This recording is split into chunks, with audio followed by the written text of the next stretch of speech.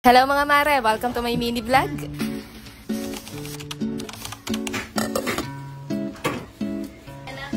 Ito na nga yung update mga mare dito sa aking stock room / office room. Yan nga at sobrang dami na namang tambak at kalat kaya dito naman muna ako maglilinis serye for today's video. Dahil sobrang loaded na nga yung isa kong rack dito kaya ito at nag-order lang ulit ako ng isa pang rack organizer. Nung napanood mo yung vlog ko nung nag-makeover ako dito, yung una kong nabiling rack ay metal yung body pero wood naman yung pinakapatungan. Marami nga akong nabasang mga comments doon na ang sabi nyo nga ay mas matibay at mas magtatagal yung ganitong all metal kaya ito na nga lang yung in-order ko ngayon. Pero kung sa pag-a-assemble naman yung pag-uusapan mga mare, mas madaling i-assemble yung una kong nabiling rack. Wala kasi yung maraming tornilyo na kailangan mong ikabit isa-isa at hindi mo na rin nga kakailanganin ng tools sa pag-assemble no. Pero kung sa tibay naman nga mga mare, sa tingin ko ay mukhang mas matibay naman nga itong all metal. Yung nagsastruggle na nga ako sa pag-assemble dyan, kaya yan na tinawag ko na nga itong asawa ko at nang matapos na ako dito. Dito sa side na to ko unang naisip na ilagay yung rack organizer, kaya yan na tinanggal ko na rin muna tong mga kalat dito. Pero nung nailagay na nga namin yung rack organizer dyan, parang hindi siya magandang tingnan. Medyo nakaharang nga kasi siya dun sa isang rack at kapag may kukuhanin nga akong gamit, medyo mahihirapan ako. Kaya ang naisip ko na lang, ilipat na lang siya dito sa kabilang side. At nung mailipat naman nga namin yung rack, para naman kung ang pangit tignan kung magkahiwalay pa silang dalawa. Kaya ayan, at ang ginawa na nga lang namin, pinagtabi na lang namin silang dalawa dito. Salamat na lang talaga dito sa asawa ko at kahit anong trip ko nga, ready naman siyang tumulong. Kaso nga lang, naniningil na kagad at meron daw akong utang na babayaran sa kanya mamayang gabi. Kita niyo naman kanina mga mare, talagang may pabuhat-buhat pa ng dumbbell para kondisyon daw siya.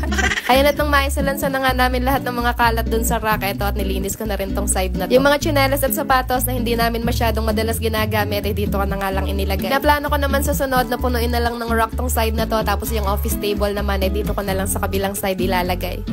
Kinabukasan naman nga mga mare, ito at maaga akong namalengke kanina para sa aming pangtanghalian. Habang yung asawa ko naman nga yun at pinapaliguan yung batang maliit sa labas. Kakita pala ako nitong hinog na mangga sa talipapa kanina at medyo mura lang naman yung kilo kaya yan at bumili na rin ako. At for today's menu nga pala mga mare, magluluto naman ako ng sinaing na tulingan na merong maraming baboy. Miss ko na naman nga kasing kumain ng sinaing na tulingan kaya talagang naghanap ako ng tulingan sa talipapa kanina. Maigi na lang talaga mga mare at meron akong nakitang tulingan kaya ito at craving satisfied na naman nga tayo. Basta nakakita din ako itong daing na bangus, bumibili din talaga ako palagi niya. At itong mga plastic na pinagalisan ng isda, hinuhugasan ko muna talaga yan bago ko ilagay sa basurahan. Para kahit hindi nga kami kagad makapagtapon ng basura, hindi siya mangangamoy. Ayan, at ginilitan ko na rin pala tong tulingan, tsaka ako pinisa-pisa para mas lalo ngang kumapit yung mga pampalasang ilalagay. At ganyan na nga yung magiging itsura niya pagkatapos pisain. Mas masarap nga ito mga mare kung babalutan mo pa ng dahon ng saging yung isda tapos sa palayok mo siya lulutuin. Pero dito nga sa Maynila, pahirapan talaga maghanap ng dahon ng saging tapos wala din talaga akong palayok kaya dito ko na nga lang sa kaserola niluto. Yung mga sangkapala na nilagay ko kanina, ito yung kamyas, karne ng baboy, tsaka isdang tulingan. Tinimplahan ko lang ng asin, suka, tsaka konting toyo. Tapos binuhusan ko lang din ng tubig hanggang sa pumantay dun sa isda at ayan, isinalang ko na siya. Mas matagal yung pagpapakulo mo sa kanya mga mare, mas lalo siyang sumasarap. Yung tipong pati yung tinik niya ay sobrang lambot na din at pwede mo na rin kainin. Pero dahil medyo nagugutom na nga kami niyan, kaya kahit hindi pa nga malambot yung tinik, bumawas na muna ako ng pangulam namin. Kung hindi nyo pa nga natatry yung ganitong luto sa isda mga mare, try nyo na rin dahil sobrang sarap din talaga nito. Alam nyo ba, nung una niyang natikman itong asawa ko hindi niya talaga masyadong bet yung lasa. Pero katagalan nga mga mare,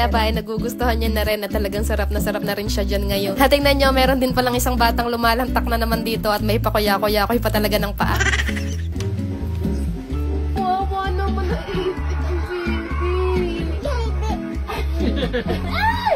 Share ko lang din pala sa inyo mga mare yung natututunang kaartehan ngayon itong batang maliit. Inuuntog niya kunwari yung ulo niya at pagkatapos magpapaalo siya sa amin. Ay, sus, nauntog! Ay, sus, kawawa, nauntog! So, di kaya naman magkukunwari siya na naiipit tapos mag-iiyak-iyakan siya. Bakit? Bakit? Tingin. Di ko talaga alam kung saan niya natututunan yung mga ganyan. So, paano mga mare, ayun lang muna ulit for today.